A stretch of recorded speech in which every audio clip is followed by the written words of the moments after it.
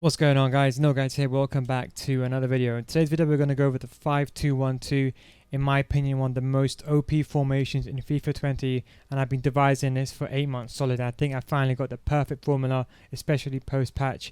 It's a deadly tactic where your left back and right back, when they go forward, it basically becomes a 5-striker formation. So no, this is not a defensive formation. This is a 5-striker formation where your left back and right back, they act as wingers. Now, the most important thing compared to the 5-3-2 is you have complete total control over these fullbacks. So you can decide when they go forward or when they go backwards in game using the D-pad tactics. But we'll get on to that later on. I tested this with this 20k team, as you can see on the screen. I also tested this in Division 1 and Rivals, and I tested in High Elites and Foot Champions. So it should work for you regardless anyway, no matter what team you have or no matter what level you have. First, I want to explain how the formation works. I'm going to explain to you how the formation lays out defensively and offensively. Now, defensively is actually quite a solid formation. Now, what happens is when you're defending, it becomes like a 5-3-2. So the wing backs, they kind of tuck inside. It basically becomes a back five, solid back five, covering all areas of the pitch. Then your cam, basically he comes back and he reinforces the middle, and it basically becomes a situation where it's 3 centre backs, a left back and a right back, and 3 centre mids. So obviously it's a very concentrated down the middle of the pitch. It's very good against the 4-1-2-1-2 second variation, the 4-4-2, because you've got the left back and the right back, and against, for example, the 4-4-2, it's very, very, very effective, especially against the 4-2-3-1. You're kind of clogging up the middle of the pitch. And then one of the strikers, for example, in this case Morales, he kind of drops back a little bit. Now he's basically the player that's going to disrupt the play. So in some respects you can argue it's like a 5-3-1-1. Now when you're attacking, this is when a formation completely converts into a 5-striker formation. Now you need to remember, this is kind of like a 4-1-2-1-2. If you look at the way that the players are laid out, it's basically like a 4-1-2-1-2. You've got your 2 strikers, your cam, left centre mid, right centre mid, and your centre back is almost like the CDM. Then what happens is that your fullbacks, they surge forward down the wing, and they're basically unmarked.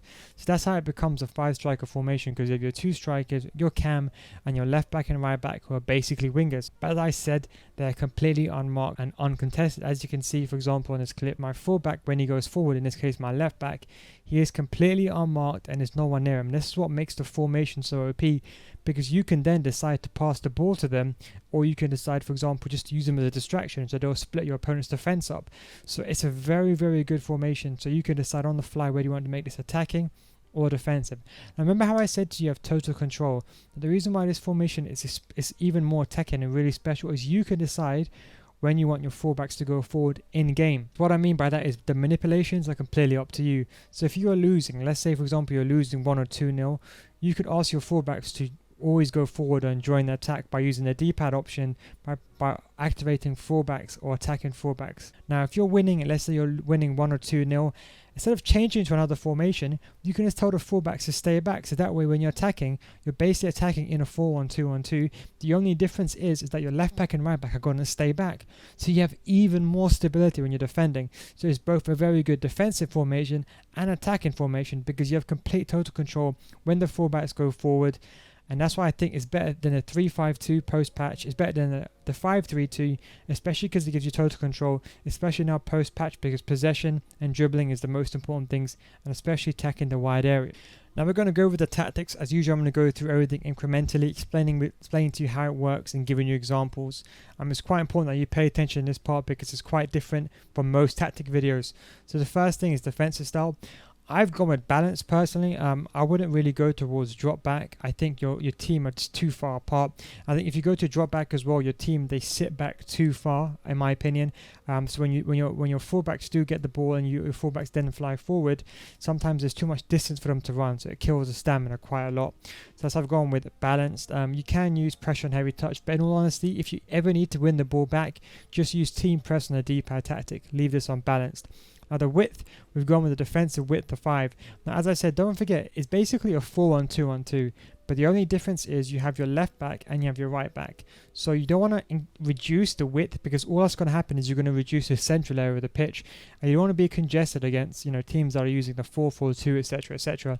So it's best just to leave this unbalanced. I wouldn't really change it. Leave the width on 5, I think it's the perfect combination. If you want this to be even more defensive and even more OP, you can activate overload the ball side, which compresses your team and makes them more centralized, and it basically concentrates the central areas of the pitch, especially good against the 4-1-2-1-2 second variation. Now with the depth, we go on the depth of 4.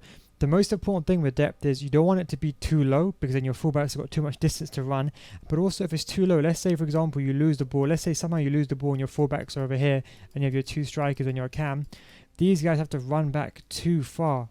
So that's why you don't want to have a situation where you're defensively they're too far back, but also when you're attacking you don't want them to be so far back where they're completely out of the game. You don't want to be congested in your pitch. So what you want to do is you want to have a depth of 4. Remember, this is mainly just for defensively. So when you do use the fullbacks during the attack, they're far back enough to surprise your opponent when they go forward, but also they're not too far back so your opponent can't, let's say your opponent has the ball, if it's too far back, for example, your opponent could easily pass the ball around, do a simple fake shot and get them behind. So you don't want that situation. So you want them to be a bit more higher up. So I've gone with a depth of 4. It's very important you don't go lower than 4. It's going to basically make you even be under more pressure, and you're basically going to get pressed against someone who's very good. So I wouldn't really recommend going below 4. Now defensive style, you're kind of locked in going fast build-up play. Now as I explained earlier, with fast build-up play, the fullbacks, they join the attack, they go forward. Now the most important thing you need to remember is when these guys, when they go forward, they need to have fast build-up play to surprise your opponent. If you put this on long ball or you put them on balanced, what happens is these fullbacks, they go forward very slowly. But because you want these fullbacks to kind of surge forward as soon as you get the ball, and don't forget, when you're attacking anyway, they're going to be down the wing, so it's kind of pointless using any other tactic. So you can still play a normal way. The most important thing is use fast build-up play. Do not use anything else apart from fast build-up play. It's very, very important you keep this the same. Now with the width, and probably the first thing you're going to notice is probably going to say to me, well, didn't you in a 5-3-2 formation have your offensive width on 7 because you want your fullbacks to be as wide as possible? Now this is where you have total control again. If you want your offense, your fullbacks to be really wide, you can simply use hug the sidelines by pressing up on the D-pad and then pressing right. You can activate hug the sidelines. Now what this does is it makes your left back and right back move wider, so your team naturally becomes a wide width, especially the wide players. So they basically go and they hug the sidelines. That's what makes it really effective. So you don't even need a wide width anymore. So I've gone with a width of 3. As I said, don't forget, you're going to be attacking in a 4-1-2-1-2. So you don't want it to be too narrow and too congested, as you're going to be in the middle corridor. You're going to be kind of constricted and kind of secluded in the middle of the pitch. So I would say leave this on 3 or 4. As I said, don't worry about the fullbacks. As long as you use attacking fullbacks and hug the sidelines on a D-pad tactics, as I said, they're going to go forward and be wide. You want the rest of your players to be in the middle, so you can do the tiki-taka, for example, between your 2 strikers and your cam, etc, etc. Now the players in the box, this is completely up to you. Now don't forget, people always get confused. Players in the box doesn't mean when you have the ball over here, how many players in the box. Remember, this is only when you're in a crossing situation. So if the ball, and only if the ball is in these situations over here, then this kind of parameter is going to make a difference. Now, it's completely up to you. Don't forget, the fullback is going to be really high up, so you don't want too many players inside the box. But again, instructions override that tactic. So I'll probably say anywhere between 3 to 5, but I'll explain that later on. When it comes to corners and free kicks, no matter however high you want, obviously too high, you'll be susceptible to the counter attack, so do bear that in mind. So it's completely up to you. Now going over to the instructions, so the most important thing is for the 2 strikers, you have them on stay central. Now you don't want them to be drifting wide. The reason why is, don't forget, these fullbacks are going to join the attack and come forward, right? So there's no point having these guys drifting wide when these players are wide anyway. You want them to be in the middle so you can play tiki-taka with your cam like a traditional 4-1-2-1-2 second variation. Now let's say you're playing against a traditional 4-4-2. There's only 2 outcomes that are going to happen. It's either outcome A is that your opponent's fullbacks are going to attempt to mark your fullbacks, and thus creating more space in the middle and creating like a 3v2 situation with the 2 centre mids occupying your opponent's CDMs. Or B, you're going to have a situation where your opponent's going to be very narrow, like we're using overload the ball side, and that's where you could pass to your wingers, or your left back and right back in this case, where they'll be completely down the wing, completely unmarked. So that's why you want them to be on stay central. So they're both on stay central. One person's on stay forward, kind of off forward, up there for the counter attack. The other one's on come back on defense, getting behind. The kind of logic here is that he will be basically between the striker and the cam when you're defending. So that way when you do get the ball with your cam, you can distribute the ball and to your basically your center forward in this case, and then you can distribute the ball to your striker.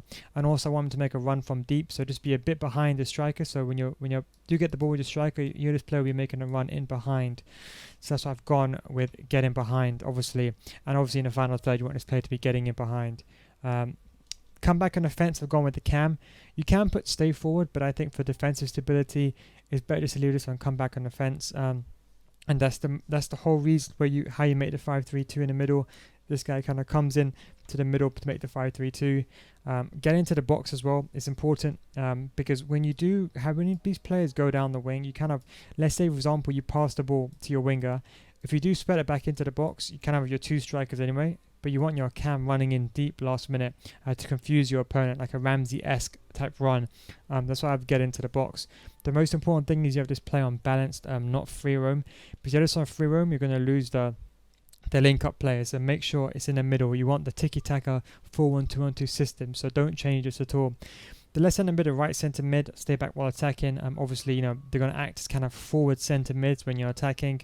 Stay on the edge of the box as well, ready for the counter-attacks. If you do somehow lose the ball, they're going to be there in place, and then they're going to basically solidify the middle and wait for your basically CDM to come back. Now with the defensive position, I've gone with cover center, and I'll explain that in a second. The reason why they're on cover center is when you're defending your three center backs, let's say for example your four backs are high up the pitch. Let's say you lose the ball and you have your three center backs and your two center mids, right? What happens is when your full backs, they go forward, your right center back basically and your left center back, they go wide and they basically split up. So your left center back and your right center back, they basically occupy a temporary position, or a temporary left back and right back position. So therefore there's no reason to put these players on cover the wing, because there's no point putting these players on cover the wing, because let's just say your opponent does do a through ball, so these players will be wide like this. Let's say your opponent does do a through ball in behind, it doesn't matter, because your left centre back and right centre back are going to be covering a wing anyway. So that's why I've gone with cover centre. As I said, just solidify the middle of the pitch, break down the middle of the pitch, and try not to deviate from your position. Now, three centre backs, I've gone with all with stay back while attacking, and obviously the goalkeeper's on balance. Now, the most important thing I've said is the full backs. Now, stay back while attacking and overlap. Now, the most important thing here is stay back while attacking and overlap, both of them. Obviously, you want them to be on overlap. That way, they kind of hug the sidelines and go forward. Obviously, if they're on inverted, they'll kind of go inside. You don't want that. But also, more importantly, the reason why they're on stay back while attacking is, so how do they go forward? You're probably going to ask me. That's the D-pad tactics. Remember I talked about the D-pad tactics. If you press up on the D-pad, then you press left on the D-pad, you activate attacking fullbacks. That means that these fullbacks are going to go forward and be attacking. So basically that D-pad tactic basically means join the attack. So even though it's on stay back while attacking, remember D-pad tactics, they always override instructions. So that's the first thing. Now the second thing is, because on overlap, they're basically always going to go on the outside. Therefore, you don't want them to go on the inside. And then thirdly, remember how I said to you can use hug the sideline? So if you want remember how I said, for example, we don't need a very wide width. So if you want your fullbacks to go really wide and basically hug the sidelines, to be basically near the corner flag or basically completely unmarked, then all you have to do is you just have to put up on the D-pad, press left, attacking fullbacks, and then you press up and then you press right to activate hug the sidelines, and then they're going to be wide as possible. You can leave hug the sidelines on the entire game, but attacking fullbacks, for example, you can turn it on and off. So let's say, for example, as I said, if you're winning, you can leave it on. If you're losing, or let's say you don't need to go forward anymore, you can turn attacking fullbacks off. So that's very, very simple. Anyway, that's the formation, that's the tactics. In terms of positions, because people always ask me this, positions, we've gone with the two strikers. You can go with any players here, any two strikers is completely fine. It's not really that important. I would say just try to get a solid striker here, but the player that's on getting behind, try to get someone with decent stamina and decent pace. Someone like Neymar will be perfect here. And on the left hand side, someone like Ben Yedder, as I said, who's going to be on stay forward, someone that can dribble, especially now with the meta post patch is dribbling. Now the cam, the most important thing is, remember this cam is going to go into like a centre mid type role. It doesn't really matter about the defensive stat. The most important thing is pace. So pace and stamina is kind of what you want here. Someone like Nedved will be key here. Someone like Rashford won't be that bad here. One of those players. So any cam that's fast is what's really important here, just so they can kind of translate from coming back on defense and going forward. Now for your left centre mid and right centre mid, you kind of want CDMs, I would say. I would say someone like Kante, someone like Sissoko, someone like Delaney, someone like Allen. they work very well here. They don't really need to have amazing pace, along with someone like someone solid like Blanc, someone like that, someone that can play like a centre mid CDM role. You can go with someone like De Jong and Kante, or maybe have one more bit attacking, maybe like someone like Zidane, for example, and Vieira on the higher level. But that's probably the best thing over here. Now with the 3 centre backs, it doesn't really matter. I prefer to play 4 backs in centre back. The one thing you have to remember is these 4 backs are going to kind of split up when you're attacking. So what you need to remember is that when these guys are going to split up, they're going to be covering a wing area. So you ideally want someone fast there. So that's why I play 4 backs in that position. But it's completely up to you. But as long as they've got above 80 pace, it's very important. Now the central CDM, or the central centre back, should I say, who acts like the CDM in a 4-1-2-1-2, as I mentioned. This guy going to be distributing the ball a bit. So if you can, try to get someone who's a good passer. Like the Coman icon swap in centre back is a good example with a shadow. Someone like, Semedo will be very well here. Someone like Roberto Carlos would excel in this position. But anyway, as I said, the centre backs, try to get them at least with decent pace is what I would highly recommend. That's kind of the most important thing. The covering of the space is the most important. Now for the actual fullbacks, it doesn't really matter as long as they have pace and they have stamina. That's what's important. It doesn't matter if they've got 5 defending. I play Scream, Bernard and Trent on my main account. But it doesn't really matter. The most important thing is as long as they have stamina, because don't forget, the left back and the right back, they're going to be going up and down the entire pitch. So for example, I have GELSON Martins as my right wing back. As you can see, he's got 86 stamina and very good pace. The most important thing is pace. Now you can get someone who's a good dribbler. Someone like Mendy will be very effective in this role. I'm trying to get someone with good agility balance, because when they're running down the wing and you pass the ball to them, they're going to have the ball in wide areas. You want to dribble with them. So I would say try to get someone who's just pacey, got good stamina, and if you can, try to get good dribbling. Someone like Atal is actually really good there. Someone like Mendy with a 5-star weak foot. Any of those 2 players are really good. On the higher level, someone like Trent.